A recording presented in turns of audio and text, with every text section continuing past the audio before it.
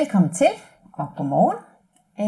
Vi skal den næste times tid være sammen her til webinaret, der handler omkring Vision Zero og psykisk arbejdsmiljø. I skal møde mig. Jeg hedder Stine Mosman og er organisationspsykolog her i Human House, afdelingsleder for en del af vores psykologer. Og så skal I møde Ida. Og vil du præsentere dig selv nu, Ida? Det vil jeg gerne. Jeg hedder Ida Steinmøller og er afdelingsleder for QC-laboratoriet Topsø i Frederikshund. Godt.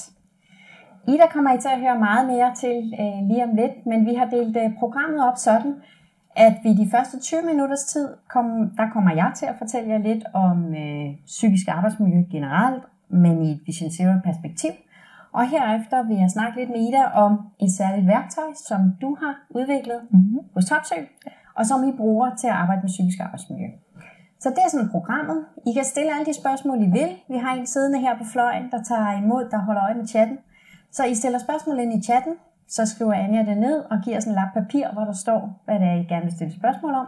Og så skal vi forsøge at svare på de fleste af dem undervejs i webinaret. Det er planen. Vi er færdige om en lille times tid, og vi håber, I lytter med. Godt. Som lige for at sætte scenen, så er det her jo det tredje i rækken af webinarer omkring Vision Zero. Det 4. kommer i november, og så har vi en stor konference i januar, der bliver fysisk. Men når vi taler Vision Zero, og især i et psykisk arbejdsmiljøperspektiv, så vil vi dykke ned i det særligt i dag. Men lige for at give jer en reminder om det, I sikkert godt ved allerede, eller det, jeg er blevet mindet om på de forrige webinar, så er Vision Zero jo en vision, der handler om, at alle arbejdsulykker, skader og sygdomme kan forebygges. Der er et fokus på, at det er en forebyggelseskultur, som integrerer både sikkerhed, sundhed og trivsel. Så skal vi se det som et mindset og ikke en målsætning om, at der aldrig nogensinde må være ulykker, men en måde at tænke, hvad skal der til, hvis vi skal lykkes med at minimere antallet af sygefravær eller arbejdsulykker på en arbejdsplads. Fundamentet for Vision Zero er de 7 gyldne regler. Dem kommer vi ind på senere. Og så er det også noget med, at Vision Zero det kan bruges på alle arbejdspladser. Små som store, nationale, internationale. Så man behøver ikke at være en kæmpe organisation for at kunne arbejde på den her måde. Det er egentlig et mindset, alle kan inkorporere i deres måde at være på. Lige for at sætte scenen her i dag, så er der inden for det sidste år blevet udarbejdet en international Vision Zero Guide på psykisk arbejdsmiljø, og den kan I finde. I kan se, at websiden den ligger her under billedet. Så den kan I gå ind, og den har dels en beskrivelse af, hvad tænker vi, når vi tænker Vision Zero og psykisk arbejdsmiljø, men der er også rigtig mange værktøjer i, som er direkte til at tage ned og bruge. Nogle af dem vil vi dykke ind i webinaret i dag. Da vi sådan skulle finde ud af, at Human House har været med til at lave den her guide, da vi sådan på tværs af hele verden skulle blive enige om, hvad er well-being, eller hvad er psykisk arbejdsmiljø for en størrelse, hvad er mental sundhed, så kunne I forestille jer, at det er der rimelig mange meninger om. Men det vi kunne blive enige om, det er, at det her med mental well-being eller trivsel, det handler i virkeligheden om, at der er balance mellem de aktiviteter, vi har, der giver os energi, og dem, der dræner energi. Det er ikke sådan, at det altid skal være i balance, men for det meste skal der være en følelse af, at der er mere, der giver mig energi, end det, der tager energi. Og det kan jo være på alle mulige fronter. Det kan handle om, at der skal være balance mellem mit arbejdsliv og mit privatliv. Den har vi snakket om i mange år. Den kan man også sige har kommet lidt, ikke under pres, men den fik i hvert fald en anden farve under corona, hvor vi sad derhjemme og arbejdede, så hvad var arbejde og hvad var privatliv. Så det er sådan en ting, vi altid snakker om. Det kan også handle om, hvor god kvalitet skal jeg levere i forhold til den tid, jeg har til at løse mine opgaver. Det kan handle om, har vi tilpas med ressourcer i forhold til de krav, der bliver stillet. Både på individuelt niveau, men i virkeligheden også i den arbejdsgruppe, jeg er en del af. Eller det kan handle om kompetencer og udfordringer. Så I kan godt se, og I kunne garanteret finde på masser af andre. Men det her med mental well-being, eller trivsel, eller mental sundhed, det handler i virkeligheden om at have en god balance, hvor jeg for det meste laver mest, der giver mig energi, og mindre, der dræner min energi. Den balance må ikke være skæv over for lang tid, så bliver jeg syg af det. Det er der i hvert fald en risiko for.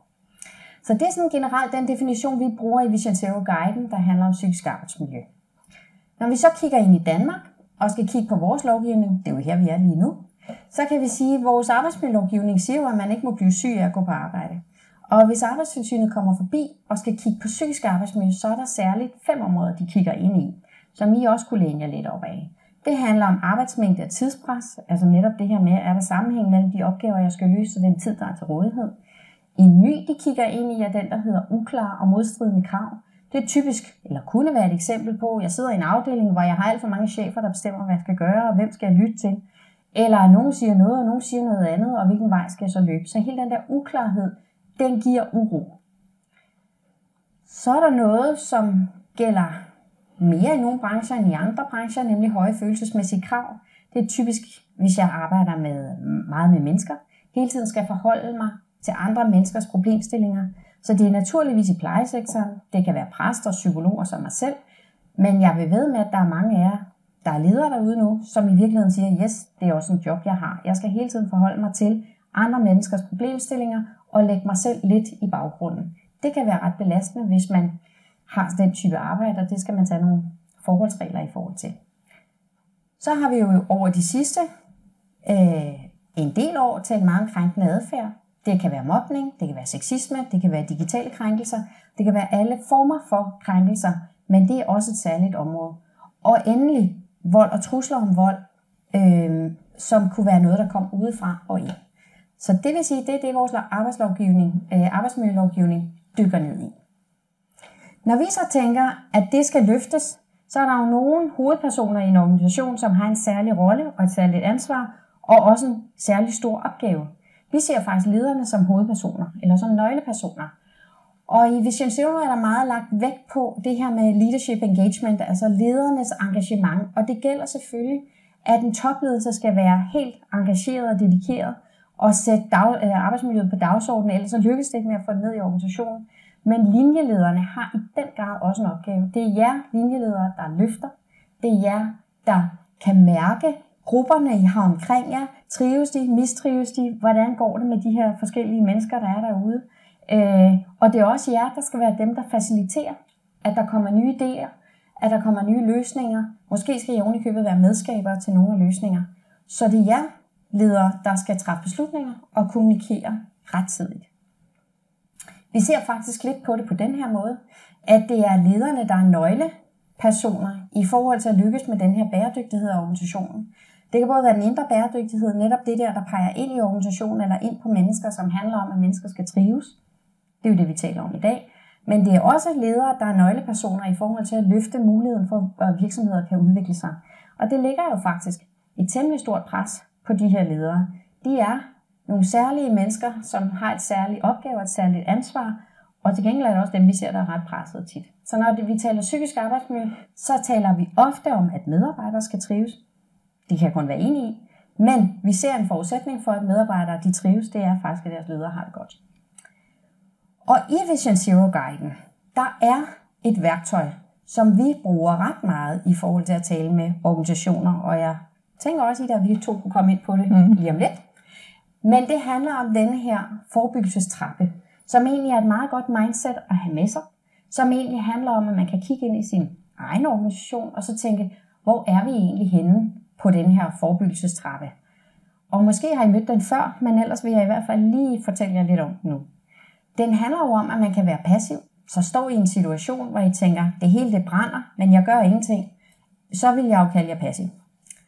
I kan også være sådan nogen, der arbejder reaktivt, det vil sige, I ser det brænder, og så handler I på det. Måske vidste I godt, det ville komme til det, men I handler først, når hændelsen sker. Et eksempel inden for det psykiske arbejdsmiljø kunne jo være stress.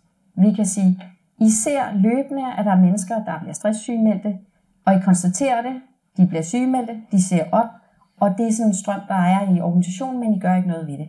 Reaktivt, så fanger I dem, når de er blevet syge, og sørger for at behandle dem godt, og sende dem til psykolog ude af huset, eller hvad I nu kan finde på. Men det vil sige, I gør det først, når tingene er gået galt. At arbejde aktivt, det handler om at gøre ting, der skal gøres, følge lovgivningen, og gøre det nødvendige, men heller ikke mere om det. Det vi jo rigtig gerne vil have, det er, at I arbejder proaktivt. Det vil sige, at I lykkes med at gå et skridt foran organisationen. Et eksempel på det kunne være, at der skal være en fusion mellem to af jeres afdelinger lige om lidt. I ved også, at Bente og Lone, de kommer til at slå sig på det. Men hvis I arbejder passivt, så tænker I, ja, det ved vi godt, de gør. I fusionerer afdelingerne, og så siger de op eller melder sig syge. I havde forudset det skete, I gjorde ikke noget ved det. Og arbejde proaktivt er at konstatere, at det vil ske, og at på en eller anden måde arbejde med de to personer i forhold til at tænke, hvordan kan de så lykkes med at komme godt igennem organisationen, og hvordan kan resten af teamet lykkes med at komme godt igennem fusionen. Så at arbejde proaktivt handler om at gå et skridt foran organisationen hele tiden, og være i stand til at se, hvad kommer der til at ske nu, og derfor skal vi gøre sådan og sådan for at forebygge, at et eller andet går galt. At være skabende handler i virkeligheden endnu mere om at disrupte, om at ændre struktur, fordi I kan se, at vi havner i den samme mølle gang på gang. Vi er nødt til at gøre noget totalt anderledes, for ligesom at lykkes med at komme ud af det. Den her kan man sådan set bruge i rigtig mange af sine måder at arbejde på i det daglige, små overvejelser for sig selv, og man kan arbejde meget mere struktureret på det. I Vision Zero-guiden er der også spørgsmål, man kan gå ind og stille sig selv og sin organisation og få svar på, og derved se, hvor ligger vi egentlig som organisation i forhold til psykisk arbejdsmiljø på denne her, som de vil kalde Maturity Scale Model. Det var lidt et skridt til siden, for nu vil jeg gerne tilbage til det med lederne, nemlig at sige, hvis I nu ser forebyggelsestrappen på denne her måde, så kan man sige, det vi ser, at når ledere er nøglepersoner, og jeg siger, at det handler om at gå et skridt foran, så det vi ser, det er jo, at ledere, der er under pres, de er ikke så gode til at gå et skridt foran organisationen. Faktisk ser vi, at ledere under pres arbejder passivt, reaktivt eller allerhøjst aktivt. Mens hvis du faktisk skal være i stand til at arbejde på den højere del af forebyggelsestrappen, så skal du sådan set være i overskud selv. Du skal have et du skal have lidt overskudskapacitet til at være i stand til at tænke frem. Så hvis man som virksomhed skal sætte ind et sted i forhold til det psykiske arbejdsmiljø, så skal man sørge for, at der er en top management, som prioriterer det. Man skal sørge for at have nogle ledere, der har det godt og som er dygtige, for så skal de nok lykkes med at få en organisation under sig, der får nye idéer og som har medarbejdere, der har det godt. Vi skal lige dykke ind i det her med de 7 gyldne regler, og dem vil vi komme tilbage til sammen med dig, Ida, og jeg vil i virkeligheden snakke lidt om dem i forhold til, at det er noget af det, du har arbejdet med. Ja. Måske har du kendt det noget andet, det er sådan set fint, men det er i hvert fald nogle af de værktøjer, vi skal blive præsenteret for lige om lidt. Ikke? Men de 7 gyldne regler handler jo om at tage lederskab og udvise engagement. Det er det, jeg lige har snakket om. At det kræver simpelthen både et engagement, jeg vil faktisk sige hele vejen ned gennem linjeorganisationen, en top management, en topledelse, som siger, at det her er vigtigt for os. Vi kan se, det er en forudsætning for vores produktivitet, at mennesker har det godt. Nogle linjeledere, som er dygtige til at være ledere. Identificere farer og kontrollere risici inden for det psykiske arbejdsmiljø, så handler det om, har vi nogle værktøjer, hvor vi løbende kan ligesom risikovurdere. Det kan være, at man en gang, jeg har jo været på rigtig mange forskellige virksomheder, og der er tit sådan mange forskellige slags værktøjer. Det der med, at man ugentligt lige tjekker ind og siger, hvad er trivslen hos os, eller man en gang om måneden gør, eller man snakker med sin leder i en til en. Der er mange forskellige metoder, og det I der faktisk beviser os lige om lidt, af den metode, I bruger hos jer. Ja. Målsætninger har vi snakket lidt om i forhold til det her med psykisk arbejdsmiljø, for det med målsætninger er ofte, vi snakker om lacking indicators eller leading indicators. Ikke? Og på det psykiske arbejdsmiljø, så taler vi tit om stresssygemeldinger. Hvor mange stresssygemeldinger har vi? Hvor meget sygefravær har vi? Men vi er knap så gode til at sige, hvad er det for nogle ledende indikatorer, vi skal have? For vi ved faktisk godt, hvad der skal til for at skabe et godt psykisk arbejdsmiljø. Det handler om, at vi er tæt kontakt at der er en tæt kontakt mellem ledelse og medarbejdere, at der er et tillidsforhold, at vi involverer medarbejderne i de beslutninger, de skal tage, at de får den information, der er nødvendig. Og det vil sige, ledende indikatorer eller leading indicators målsætninger, der kunne jo være, hvor ofte vi skal have en til en x antal gange i løbet af et år. Vi skal huske at have teammøder x antal gange i løbet af et år. Det kunne være sådan noget som det, der var jeres målsætninger, som i virkeligheden siger, at hvis vi lykkes med det, så tror vi faktisk også, at vi lykkes med det psykiske arbejdsmiljø. At skabe et sikkert og sundt system, der understøtter velorganiseret arbejde, kunne handle om, at alle kender deres roller og deres ansvar i det psykiske arbejdsmiljø. Hvad er AMO's rolle? Hvad er en AMR's rolle, hvis der for eksempel er krænkelser i en afdeling? Skal de håndtere det? Eller er deres opgave i virkeligheden at sørge for at lytte og bringe det videre til det rigtige sted? Er de klædt på til den rolle? Hvad er leders opgave? Hvad er HR's opgave? At der er klarhed omkring det her. Optimal sikkerhed. At sørge for optimal sikkerhed og sundhed i maskiner, udstyr og arbejdspladser kunne et psykisk arbejdsmiljø sammenhæng handle om for eksempel at forudsige, hvad vil der ske, hvis vi laver en forandring her? Hvad skal vi være sikre på? Vi indfører et nyt IT-system. Det lægger alle virksomheder ned. Hvordan kunne vi sikre os trivsel, eller i hvert fald have fokus på den undervejs, når vi nu ved, at det tager et halvt års tid med masser af fejl og alt muligt andet? Hvordan kan vi forudsige, og hvad kan vi gøre? Opgradere kvalifikationer og sørge for kontinuerlig kompetenceudvikling. Det giver næsten sig selv, at hvis man skal lykkes med at være en dygtig leder særligt, eller hvis man skal lykkes som AMR eller arbejdsmiljøorganisation med at kunne løfte den opgave, man har, så skal man vide, hvad det handler om. Så inden for det psykiske arbejdsmiljø kunne det jo handle om, hvad er stress for en størrelse? Det kunne handle om, hvad er krænkelser for en størrelse? Det kunne handle om, hvordan kommer vi godt igennem forandringer. Der er masser af temaer, men det der med, at jeg kontinuerligt bliver løftet i min viden og mine kompetencer, så jeg kan stå i den virkelighed, vi står i. Og den sidste er måske også i virkeligheden en af de vigtigste, det her med at bare have et mindset, der hedder, vi investerer i mennesker.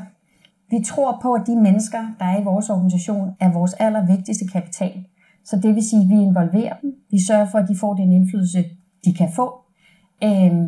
Det er måske egentlig noget af det allervigtigste. Så de 7 gyldne regler passer lige så godt ind i det psykiske arbejdsmiljø, som de passer, når vi taler sikkerhed eller helbred i stedet for. Ja. Det var faktisk alt, hvad jeg havde i denne her omgang. Nu tænker jeg, at vi skal høre lidt mere om Ida, fordi det, I har fået nu, er jo en sådan rammebeskrivelse af de helt hurtige, om hvad psykisk arbejdsmiljø og Vision Zero er for en størrelse, når vi sådan kobler det sammen. Men jeg ved også, at det, I som regel tager med jer mest, det er praksis cases. Så det vil sige, hvad så, når jeg står derhjemme? Hvad kan jeg gøre i virkeligheden? Så derfor, Ida, så tænker jeg, at det er rigtig dejligt, at vi har dig med. Ja. Og Ida og jeg, vi har snakket lidt, inden vi gik i gang, og tænkt, hvad kunne være interessant for jer at høre på, eller høre om. Så Ida, for lige at få et billede af, hvem du er, og hvor du leder hen, kunne du så ikke starte med at fortælle, hvad er det for en afdeling, du leder for? Jo, det er et QT-laboratorium, hvor vi er cirka 65 mennesker ansat. Det er lidt en blanding af laboranter og kemikere og teamledere og koordinatorer og sådan noget. Det er en afdeling, der jeg startede for 2 år siden, som var under meget højt pres. Vi fik langt flere analyser og opgaver ind, end vi overhovedet kunne nå. Så vi var altid rød. Vi har sådan en rød-grøn kultur, vi måler på vores KPI'er, og vi var stort set altid i rød. Og kunne man se det, når man kom på arbejde? Ja, der var et stort rødt tal, der lyste, at nu var vi x antal minutter bagud. Ja. Og vi nåede aldrig stort set op på at være i grøn. Så du havde en stor gruppe, du mødte ind til? Ja. Og de havde noget, der stod og blinkede foran hele tiden? Ja. Og hvad gjorde det ved dem? Jamen, de blev endnu mere presset. De løb simpelthen så stærkt, og vi så, der var sket ulykker, fordi folk skulle løbe stærkt, og de havde sådan en forventning om, at vi skal nå at være i grøn. Så jeg så en afdeling, som var virkelig presset, og hvor folk de slet ikke havde tid til at have sig selv med. Og være gode kollegaer. Ja. Så det var det, du mødte ind til? Det var det, jeg mødte ind til, ja. Og så var det jo at tænke, vi skal høre om værktøjet lige om lidt. Men jeg er jo også nysgerrig på at høre, altså hvad har rejsen været? Jeg tænker, det er jo sjældent sådan, at man bare sætter sig i stolen og bringer et værktøj på bordet, og så bliver verden lykkelig. Ja. Der er en tur. Der er en lang tur. Der er en lang rejse. Der er en lang rejse, så kan du ikke prøve at fortælle lidt om det? Det jeg startede med at gøre, det var at meget tydeligt fortælle, at ja, vi er rød, men det er min opgave at få os i grøn, så det skal I ikke bekymre mig om. Og det var svært. Meget svært. Så jeg satte simpelthen en fysisk lap på det der røde tal, der blinkede, og efterfølgende fik vi fjernet det helt, så man slet ikke kunne se det. Okay. Ja. Så det var bare sådan en lille ting. Og så havde jeg nogle teamledere, som var meget nyuddannede teamledere. De havde ikke været teamledere ret længe. Så det var også et spørgsmål om at få coachet dem og få motiveret dem til at tage ledertrøjen og føre mine visioner ud i afdelingen. Så de skulle også støtte op om, ja, det er lige meget med, at vi er rød. Hvis vi er rød, så er det Ida, der får balladen. Det er ikke os. Men det er jo næsten sådan en helt kultur, man skal vinde. På, hvis man er vant til at træde ind ad døren. Jeg kan næsten se det for mig. Man er vant til at træde ind ad døren. Man ser det der røde tal. Og det er det, der ligesom er ens guide resten af dagen. Ja. Hvordan lykkedes det lige med at få vendt? Altså har I vendt den kultur? Lige nu, ja. Der er vi faktisk på den grønne bølge. Og det giver en himmelvid forskel, fordi jeg kan jo mærke, at folk er glade, og de bliver motiveret af, nu er vi lige nede og nærmer os den røde linje, skal vi ikke lige give den en ekstra skalle, når vi bliver grøn igen. Folk er glade, der er en helt anden stemning i laboratoriet, når man kommer derover. Ja. Så har du dem alle sammen med stadigvæk, eller hvad er der sket de sidste 2 år? Jamen altså, det har jo været 2 skridt frem og 3 tilbage. Det har været en lang rejse, og der er folk, der har valgt at tænke, at den rejse vil jeg ikke være med på, så jeg stopper. Og så blev vi lige smidt tilbage til udgangspunkt igen, fordi så skulle vi have ansat en masse nye, der skulle trænes, og som skulle med på den rejse også. Og det er hårdt at have mange nye mennesker, og skal træne dem, samtidig med, at man også skal levere. Så jeg har haft sådan meget, min højeste prioritet har været træning. Altså vi skal have trænet de nye medarbejdere, og så må vi være i rød. Ja. Det er sådan, det er. Det har vendt sig nu. Har vi fået trænet alle vores nye gode kollegaer, og nu kan alle bidrage. Så nu kan vi også løfte opgaven. Så det er blandt andet det, og så det med at få teamlederne med på, at de rent faktisk bliver nogle super gode ledere. Ja. Så jeg tænker, at den her del af fortællingen er bare virkelig vigtig, fordi jeg har mødt mange virksomheder, og din fortælling er lidt en, jeg har hørt flere steder. Vi vil gerne vende noget om, men det koster altså nogle år eller 3.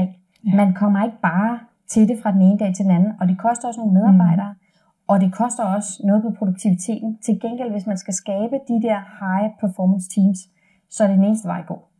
Så jeg tænker, det er rigtig inspirerende at høre, og det er dejligt at høre fra en, som har været igennem rejsen, som garanteret ikke har været lige sjov. Jeg gætter på, at der er nogle af dine netter, der har været lidt søvnløs undervejs. Der er bare ikke nogen anden vej. Der har været mange bump. Ja. Men det vi faktisk skal se, det er jo det værktøj, du har lavet. Ja. Og I skal huske, at I må stille alle de spørgsmål, I vil. Fordi det er derfor, vi er her. Vil du have den her, Ida? Det vil jeg gerne. Det her det er et værktøj, som jeg har haft brugt i min tid som leder. Mere eller mindre på den måde, det ser ud i dag. Det er blevet videreudviklet efterhånden, som jeg har set, hvad der har været behov for det. Og sådan som det ser ud i dag, er blevet udviklet til mine teamledere, fordi de var nye i deres rolle som teamleder, og jeg kunne se, at de havde svært ved at tage de her samtaler med medarbejderne, og i og med, at det var en presset afdeling, så var der også rigtig mange medarbejdere, der var presset. Så jeg tænkte, at jeg måtte gøre noget, der kunne hjælpe dem, og jeg havde selv glæde af det. Så her er det helt konkrete værktøj. Det er et simpelt stykke papir, som man kan printe ud. Hvis man printer det ud i A3, så kan man også læse, hvad der står. Forsiden er ment som sådan et hjælpedialogværktøj til lederen og medarbejderen. Og på bagsiden har man mulighed for at skrive ned, hvis man har taget nogle aktioner eller aftaler undervejs. I Topsø har vi valgt at kalde det pulsmåling, så man sådan lige tager en pulsmåling på, hvor er medarbejderen henne, og hvor er lederen henne, og er vi alignet, og hvad skal der til, for at vi kommer op.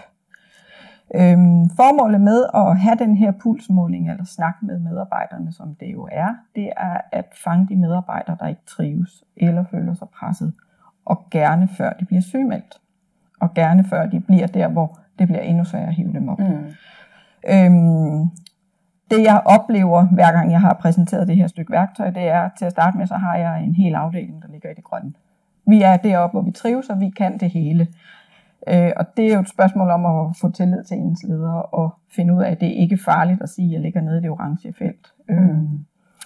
Men ligger de i det grønne felt, så er det vigtigt at have dialogen om, hvordan sikrer man sig, at de bliver liggende i det grønne felt? Og hvad er det, der gør, at de ligger derop?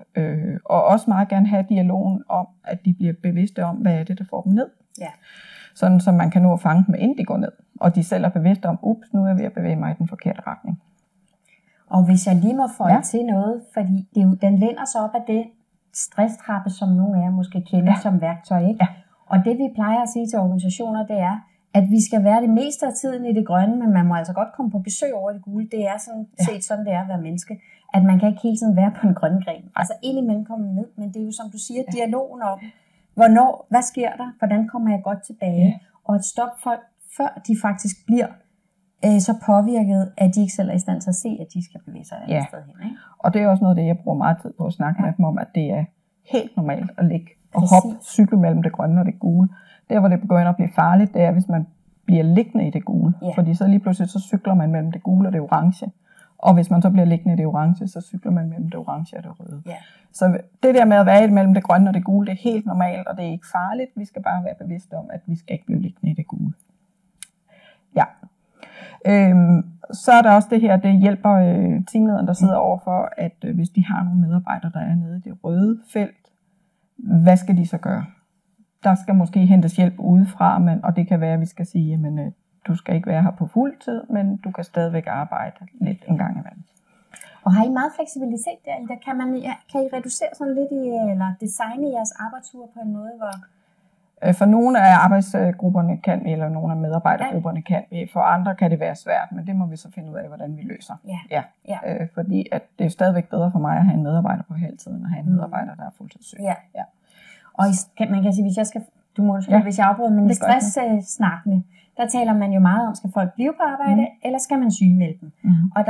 Og forskning og alt muligt andet viser jo, at hvis vi kan holde folk på arbejdsmarkedet på en eller anden måde, med en tilknytning, så holder det dem raske. Men hvis de når over i det røde, og er så ødelagte af stress eller belastning, så er de også nødt til at komme hjem og lige sove den ud i nogle måneder, måske virkeligheden, før de kan komme tilbage. Så det er meget bedre at have en måde, hvor man kan reducere eller designe arbejdsugen, sådan så vi kan fange dem i det gule felt. Så det lyder godt.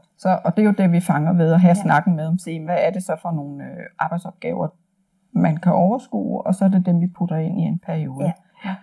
Er der... Der er kommet et par spørgsmål, så dem samler jeg lige her. Det er i orden. Jeg kan godt bare fortælle i det. Vi har valgt på Topsøe, at brugen af det her værktøj, som hedder pulsmåling, det er frivilligt. Jeg har været ude og introducere det for en hel del ledere og fortalt, hvordan jeg bruger det, og så kan man vælge at bruge det under sine en-til-en samtaler, men det er helt frivilligt. Det man gør, det er, at man gennemgår værktøjet den første gang, man sidder med medarbejderen, sådan, så de ved, hvad er det kommer til at omhandle næste gang, og det er ikke farligt. Og så har jeg altid haft udleveret det udprintet til medarbejderen, fordi så har de mulighed for at forberede sig til næste gang. Når man så sidder med medarbejderen, så bliver medarbejderen bedt om at placere sig i en af farverne, og så tager man dialog, eller udgangspunkt i dialogen ud fra den farve. Og det er jo gerne det, jeg dykker ned i og siger, jamen, hvorfor ser du dig selv der? Hvad er det for symptomer, de har, hvis de er presset eller ikke trives? Hvad er det, der gør, at de ikke trives eller er motiveret? Og hvad skal jeg som leder være opmærksom på, hvis jeg dykker ned i det og siger, jamen, hvis jeg lige pludselig ser dig blive fraværende eller ekstra syg, så er det fordi, du ved, du er på vej ned, og så skal jeg fange dig der. Og også have en dialog om, hvordan kan jeg som leder hjælpe medarbejderne til at blive ved det grønne. Hvad er det, de har brug for? Og tænker du i det, at det er alle, der kan tage den snak? Fordi, nu spørger jeg selvfølgelig med bagtanke. Jeg vil jo tænke, at hvis jeg skal have medarbejdere, som i virkeligheden har lyst til at fortælle mig sådan nogle ting, så skal det være, fordi vi har en relation til hinanden. Et tillidsforhold. Så hvordan har du fået det, når du kommer ind i en afdeling, hvor de i virkeligheden... Jamen, det tager også tid. Det tager tid, ja. Og det var det, jeg sagde med, at de første par gange, der lå de alle sammen i det grønne. Indtil de fandt ud af, at det var faktisk ikke farligt, og det hjalp faktisk at sige, at jeg er nede i det orange felt, kan du hjælpe mig? Så tillid opbygges, fordi man oplever, at det, man siger, det bliver taget godt imod, og det bliver der taget hånd om. Og det har jeg haft en lang snak med mine teamledere om, at de må ikke bare acceptere, at folk ligger i det grønne hele tiden. De må gerne dykke lidt ned og blive lidt mere nysgerrige, og få skabt den tillid mellem ledere og medarbejdere. Og nu er jeg så erfaren i at bruge det her værktøj, så jeg har det ikke altid lige fremme. Jeg kan godt tage pulsmålingen, når jeg står og snakker med medarbejderne ude i laboratoriet. Og så kan jeg godt fornemme, skal du ikke lige tage en snak med dine teamledere, eller vil du over snakke med mig på kontoret, hvor vi er under 4 øjne? Og det er jo et spørgsmål om, at man bliver erfaren med, hvordan man arbejder med det her. Vi kan lige prøve at zoome lidt ind på værktøjet, så får lidt mere... Og det kan være, at jeg lige skal stoppe dig, for jeg kan se, at der allerede er spørgsmål, nemlig, og et af dem er, om du vil dele dit værktøj. Og der kan jeg sige, at I kan se webinaret det næste halve års tid, men selve værktøjet tilhører Topsøe. Så lyt godt efter, når Ida hun forklarer det, for så kan I i hvert fald lade jer inspirere. Hvis vi prøver at dykke lidt ned og zoome lidt ind på, hvordan selve værktøjet ser ud, så er det delt op i nogle farver. Der er den grønne, den lysegule og den orange og den røde, og så den helt mørkerøde.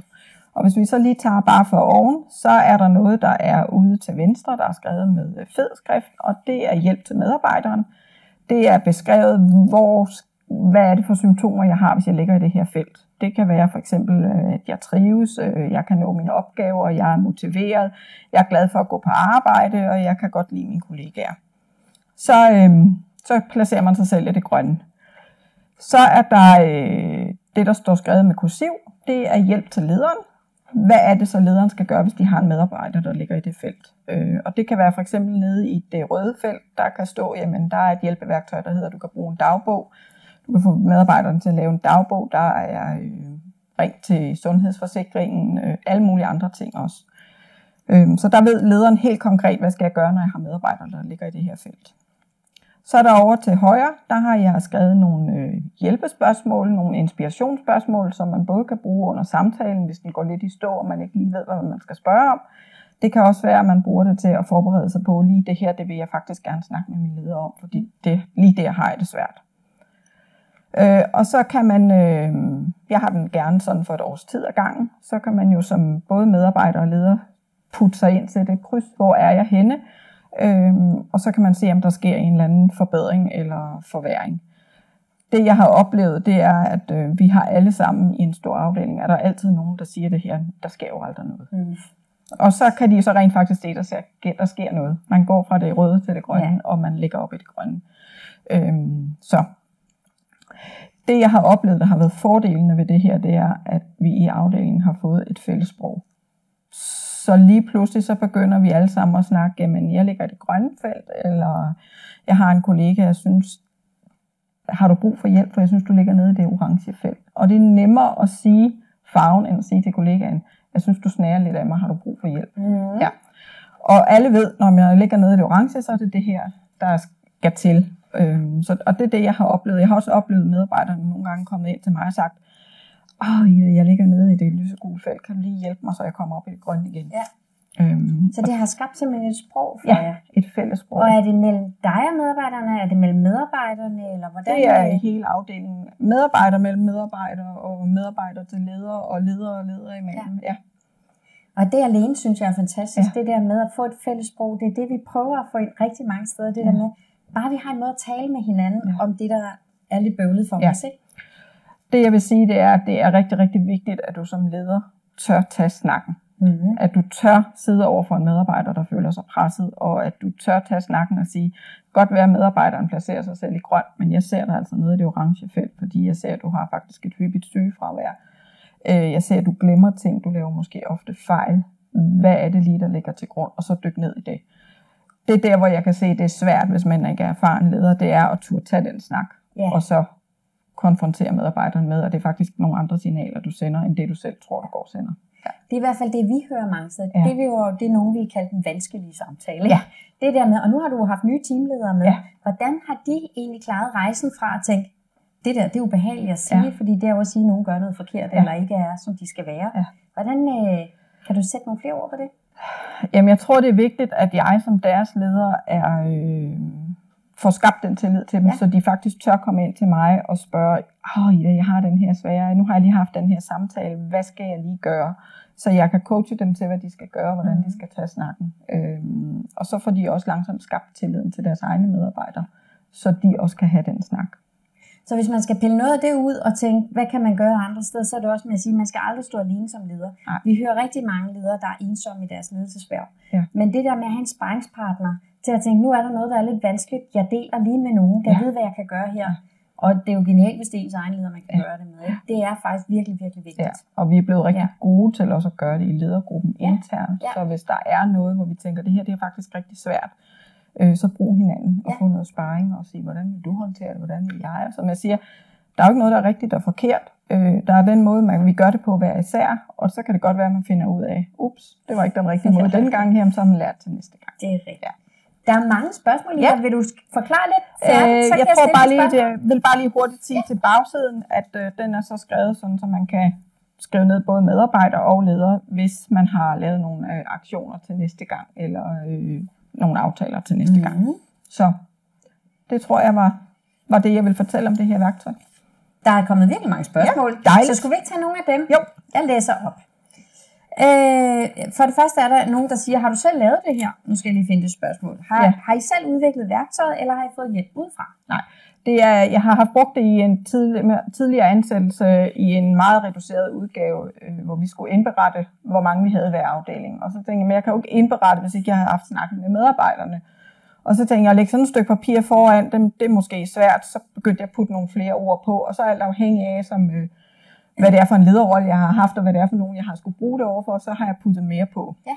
Så sådan som det ser ud lige nu, der er det mig selv, der har puttet alle de ting på. Og så har jeg kommet til at fortælle det til en op i AHS-afdelingen, at det brugte vi nede i vores QC-laboratorium, og så synes de, det var så fantastisk, så jeg har været ude og fortælle og vidensdele til andre ledere på Topsø i Frederikssund om det her, så de kan bruge det, når de holder en til en.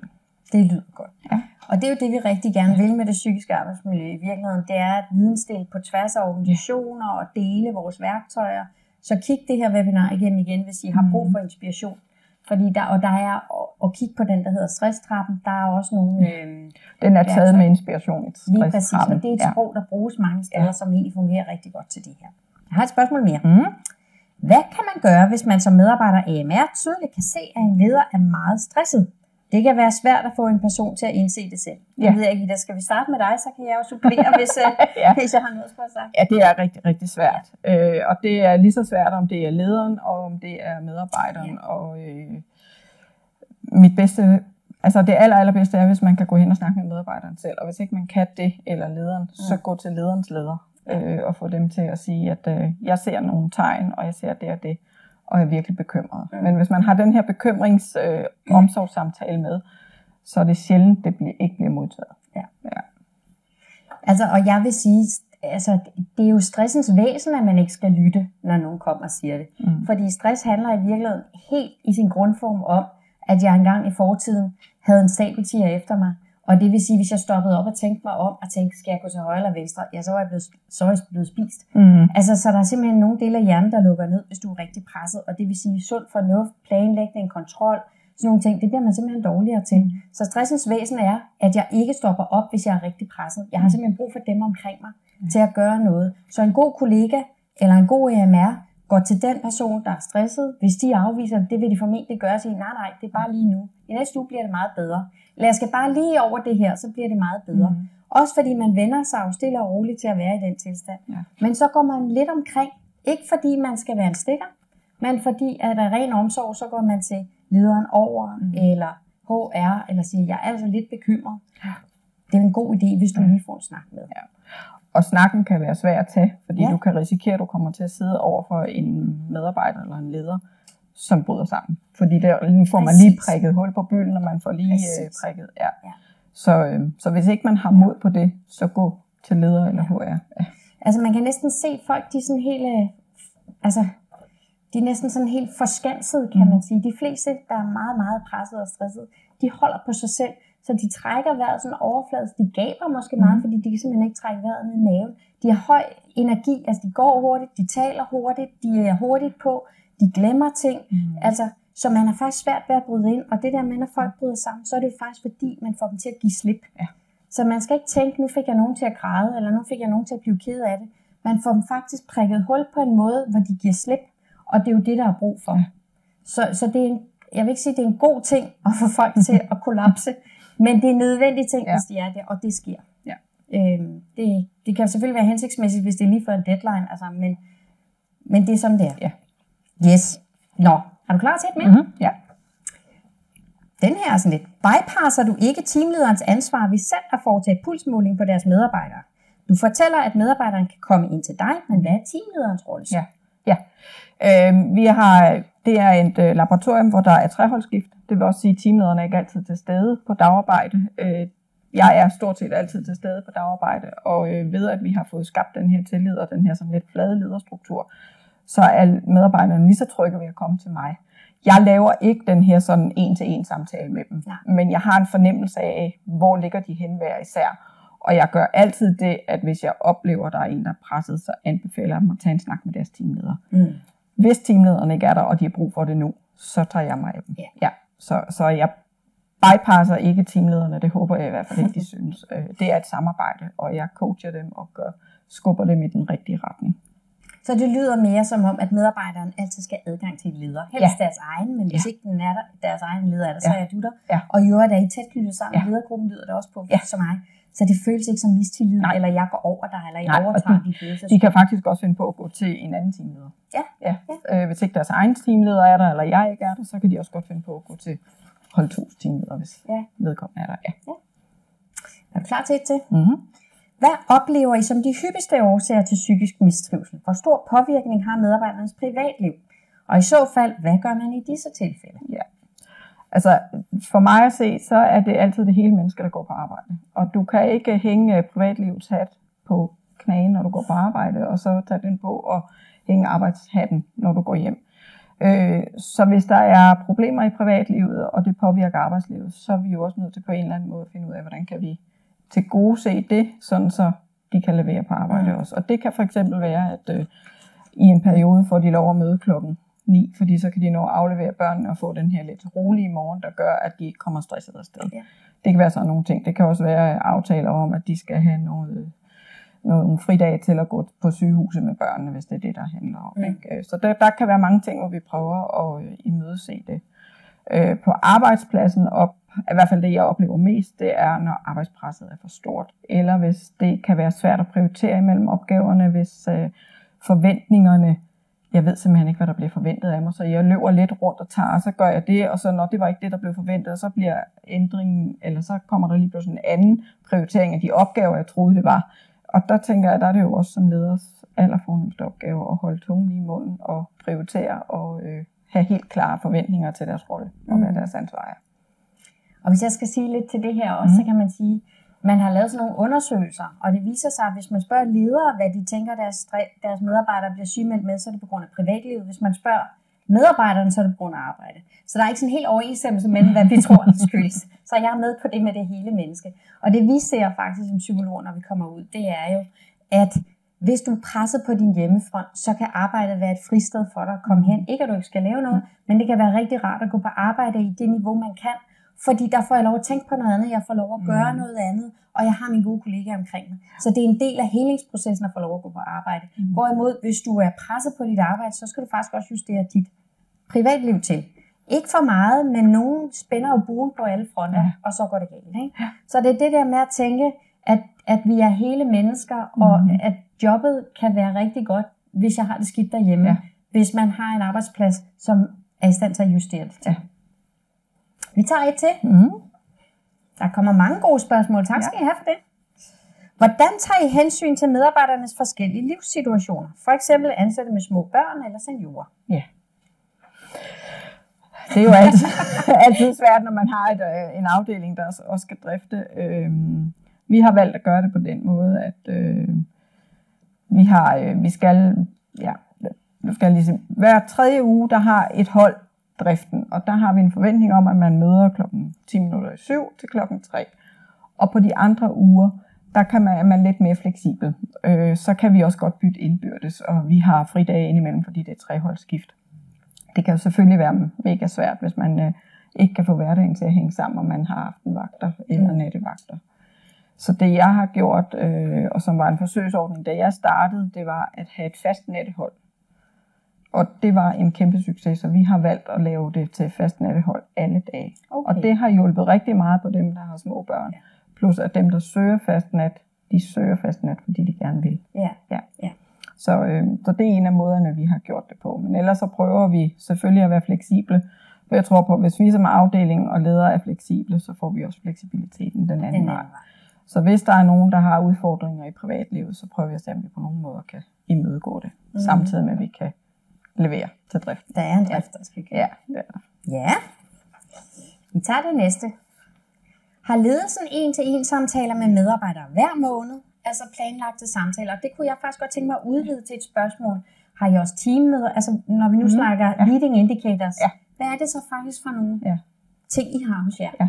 Altså jeg ved, at teamlederne har en-til-en samtaler med deres medarbejdere sådan cirka hver 4. 5. uge. Det er sådan lige, hvordan det passer ind i vagtplanerne. Og det samme gælder med holdmøder. Ja.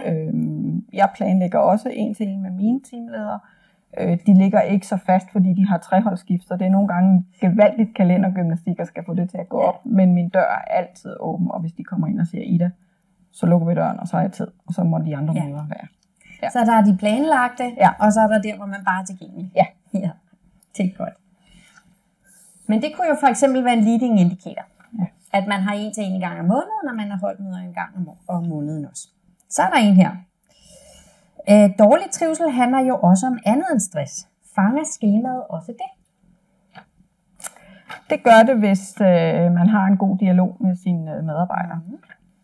Vi har også på Topsø engagementmålinger, det ved jeg også, man har mange andre steder. Og det kan også give en indikator på, hvor er det, vi skal sætte ind. Lige nu har vi rigtig meget fokus på trivsel, eller på træning og på udvikling af medarbejderne. Det gælder både de nye, der er kommet, men også de erfarne. De også føler, at de bliver hørt. Og hvordan kan vi udvikle medarbejderne inden for de rammer, vi har, uden at det altid skal være et kursus ud af huset og sådan noget. Men der har vi jo faktisk sat rigtig mange ting i værk. Og jeg kan få et andet lille hurtigt værktøj til hos mig selv i hvert fald, hvor jeg tænker, det er det, jeg bruger til mine 1-til-1 samtaler, og i øvrigt også har givet til andre organisationer. 5 spørgsmål, som er dem, man kan tage til en 1-til-1, som handler om, hvordan har, altså trivsel som den første, hvordan har du det, men også, hvordan ser du dynamikken i teamet, hvordan er det at være en del af gruppen lige for tiden. Den vil for eksempel fange det her med, jeg synes, der er nogen, der er uvenner, eller lige for tiden er det ikke så trygt, hvis vi taler psykologisk tryghed. Så den vil fange noget af det. Den anden kunne handle om, laver du noget, der er spændende, engageret, synes du, dine opgaver er interessante. Den tredje kunne handle om, er der balance i de opgaver, du har, og den tid, du har til rådighed. Den sidste handler om, har du de kompetencer, der skal til for at løse dine opgaver lige nu. Og den sidste i virkeligheden, hvordan går det med samarbejde på tværs i organisationen, eller med dine kunder. Så der er jo forskellige måder at komme ind omkring trivsel, fordi I har jo fuldstændig ret. Stress kan handle om arbejdspres, men man har samme symptomer, hvis man er midt i en konflikt, for eksempel. Eller hvis der er et eller andet, altså faktisk kan det nogle gange være endnu værre. Det der med at være en del af noget ubehageligt miljø, så skal vi også kunne fange det. Yes. Jeg tager den næste, Ida. Det er dejligt det her. Mega god pointe med at gå til medarbejdernes ledere. Jeg har selv haft behov, men vi mangler et fælles sprog. Det har du fået her. Der var mange, der gerne ville gøre noget, men jeg kunne ikke tage imod den dag. Det skete. Hvad er det bedste tip til min egen kollega? Altså, og det er jo rigtig svært. Jeg vil bare sige, hold fast. Hvis du har set en kollega er presset, så er det også rigtigt, det du har set. Præcis. Og hvis nogle gange er der bare behov for, at man kan få lov at tale frit ud, uden at der bliver gjort noget, og andre gange har man behov for, at man faktisk siger, skal vi ikke sammen gå til din leder og snakke med det her? Ja. Så det der med, at man måske har en sparringspartner med, eller har en med, der kan støtte, når man bryder helt sammen. Præcis, det kunne være et tip. Ja. Og det er meget almindeligt, at der skal en 2-3 gange til. Og nogle gange ser vi jo også som psykologer, at man er bare nødt til at løbe linen ud. Altså altså nogle gange er det uundgåeligt, at nogen skal helt derud, hvor de virkelig kollapser. Ja. Det er derfor det faktisk, hvis I kigger på Idas farver her, det er derfor det faktisk er vigtigt. Jeg vil sige, hvis man fanger folk i det, hvis man er mest i det grønne, men hvis man fanger folk i det gule på vej over det orange, så er de som regel stadigvæk i stand til at tænke, det kan jeg godt mærke, der skal ske noget andet. Jeg kan ikke selv regne ud, hvad det er, men jeg kan godt se, der skal ske noget andet. Men hvis vi er over i det orange-røde felt, så er det rigtig svært at lytte. Og der er nogle gange, jeg ved ikke, om det er din erfaring også i dag, at så er det svært at fange folk, så løber de lige ud, og så klikker de på et tidspunkt. Ikke? Jeg havde en hvor jeg kunne se, at sygefraværet blev mere og mere hyppigt, og længden af sygdomsperioder blev længere og længere. Og der turde jeg godt konfrontere og sige, jeg er bekymret for dig, fordi jeg kan se, at dit fravær er blevet. Nej, det var det i hvert fald ikke. Det var influenza, det var halsbetændelse, og det var alle de der gode ting. Næste dag kom vedkommende og sagde, jeg kan godt se, at du har ret. Jeg tror måske, jeg har brug for hjælp til det og det og det. Ikke? Og så nåede vi at fange det.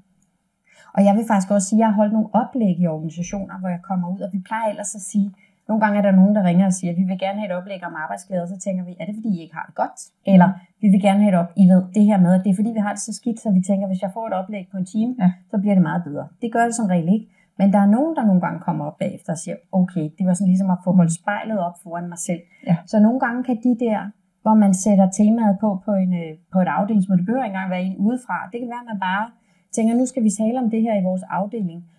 Og så taler man med hinanden om det, så bliver det sådan at kigge sig i spejlet og tænke, shit, sådan har jeg det jo faktisk. Jeg har det faktisk rigtig dårligt.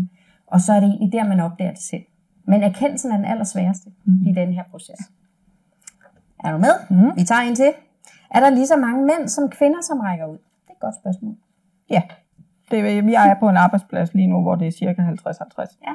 Og der er lige, jeg tænker, det er meget godt fordelt, både den ene og den anden slags. Ja.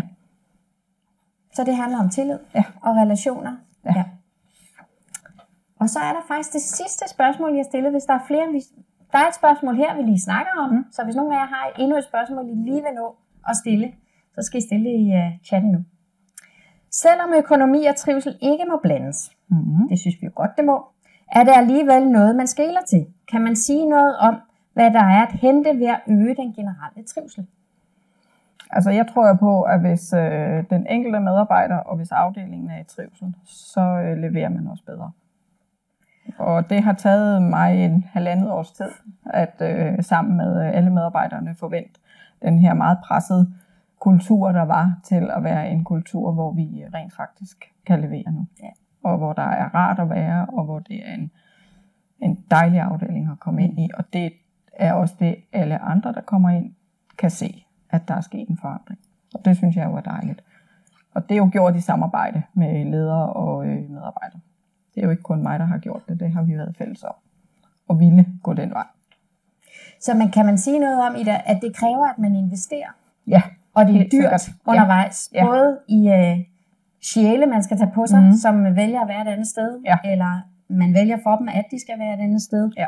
Men også i, at man skal vende sit mindset. Ja. Men når man kommer igennem rejsen, så er der bestemt sammenhæng mellem produktivitet og økonomi. Og det ser vi altså altid, eller økonomi og trivsel, ikke? Ja. Og ja, det har været 2 skridt frem og 3 tilbage. Og jeg nogle gange tænkt, yes, nu er vi ved at være der, og så får vi lige 7 opsigelser inden for en måned, og så starter vi forfra igen. Ja. Ja. Men dem, der er der og gerne vil med på rejsen, de skal også tro på det. Og det er ikke et øjeblik i tvivl om, de alle sammen bør. Og jeg tænker faktisk også, hvis man sidder ude som leder eller topleder, så skal man vide at det tager 2-3 år. Og at man skal bakke sine ledere rigtig godt op undervejs i rejsen, for den er hård. Ja. Det er en rigtig hård rejse at tage, og det er hårdt at stå. Du står solidt, og det lyder som om, du har gjort virkelig mange af de rigtige ting. Ikke? Men undervejs kunne jeg forestille mig, at du også har haft store overvejelser og bekymringer og hårdt. Altså, det er en hård rejse at tage. Det er det. Ja. Det er det. Så det er fedt, at du er her nu, vil jeg sige. Ja. Ja. Der er ved du hvad, der er flere spørgsmål. Ja. Vi kan nå et par stykker mere. Følger I op på det organisatoriske, hvis mange medarbejdere er i rødt? Organisatorisk. Følger I op på det organisatorisk, hvis mange er i rødt? Ja, altså vi bruger den i min afdeling sådan, så vi en gang om måneden, så tager vi lige med på ledermødet og tager en snak om, har vi nogen, der ligger nede i det røde? Det ved vi godt. Men lige så meget for et blik af, har vi mange, der ligger i det orange, eller har vi mange, der ligger i det gule? Og er der noget, vi skal gøre på tværs af alle i hele afdelingen, eller er det et specifikt team? Så det er det, vi følger op på. Organisatorisk på hele fabrikken, der bliver det brugt som sådan et frivilligt værktøj, man kan bruge i sin dialog med sin afdeling eller sine medarbejdere. Ja. Og det vil vi jo i hvert fald sige, også var noget af det, der er jo enkelte tilfælde, men som regel, når vi ser en afdeling i rød, så skal man finde noget både hos enkeltpersonerne, i teamet, i ledelsen og organisatorisk. Så man må aldrig tro, at det bare er det ene sted, der sådan ligesom er det fokus, man skal have, fordi så glipper man sammenhængen. Ikke? Ja. Der var en, der lige spurgte, om de forrige webinarer ligger, og jeg kigger over på Morten og siger, det gør de. Er det ikke rigtigt, Morten? De ligger på hjemmesiden? Det er godt. Den får vi lige til sidst. Det aller sidste spørgsmål, vi kan nå. Ida, hvordan har I reageret, hvis man har et team, der ikke rigtig er med på rejsen som medarbejder? Hvordan har I reageret i teamet ved at skyde på, ikke? Hvis man ikke vil med som medarbejder? Ja. Det er svært at sige. Jeg synes faktisk, at alle har haft viljen til at gerne vil gøre det bedre, og gerne vil have en bedre afdeling. Om dem, der frivilligt har sagt op, har sagt, at det vil jeg simpelthen ikke være med til, eller det tror jeg ikke på. Det ved jeg ikke. Årsagerne har ofte været treholdsskift, og man har fået noget dagholdsarbejde. Så den er lidt svær. Den er lidt svær. Jeg synes ikke, jeg har ikke oplevet, at der har været et helt team, der ikke vil. Nej. Og jeg tror, det er ved, at hele ledergruppen går samme retning, og vi bliver ved og ved og ved og ved. Så lige pludselig så ændrer kulturen sig langsomt. Når man så ser sine kollegaer gå samme vej, så tænker man, okay, vi er jo mennesker, så vi er flokdyr, vi vil jo helst følge med de andre. Så det er ikke særlig sjovt at stå der alene. Jeg synes, det her det er noget øv. Så hopper man med på vognen. Jeg tror, det er det, der er hele ideen, eller hele det, at vi simpelthen har været vedholdende. Ja. Det tror jeg, du har ret i. Ja. Og så tænker jeg også, at nogle gange har mennesker også bare brug for anden luft. Ja. Altså, Og det skal der også være plads præcis, til. Ja, præcis. helt sikkert. Ja. Ida, vi når ikke flere spørgsmål til dig, men det var meget berigende. Ja. Så nu vil jeg runde af her med at sige, at det næste, der kommer, det er den 22.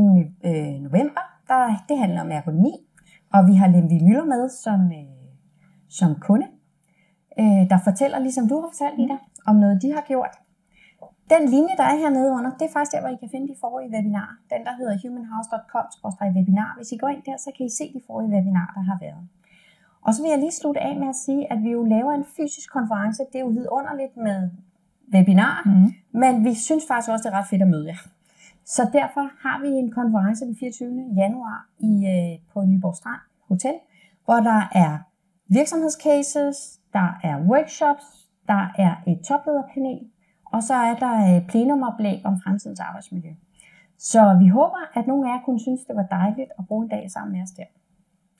Det er alt for i dag. Hvis I nu sidder og brænder ind med nogle spørgsmål, som I ikke har stillet endnu, så kan I altså godt stille dem til mig her, så skal jeg se, om jeg kan besvare dem. Ellers så vil jeg bare sige god dag til jer. Tusind tak til dig, Ida. Velkommen. Tak for denne gang.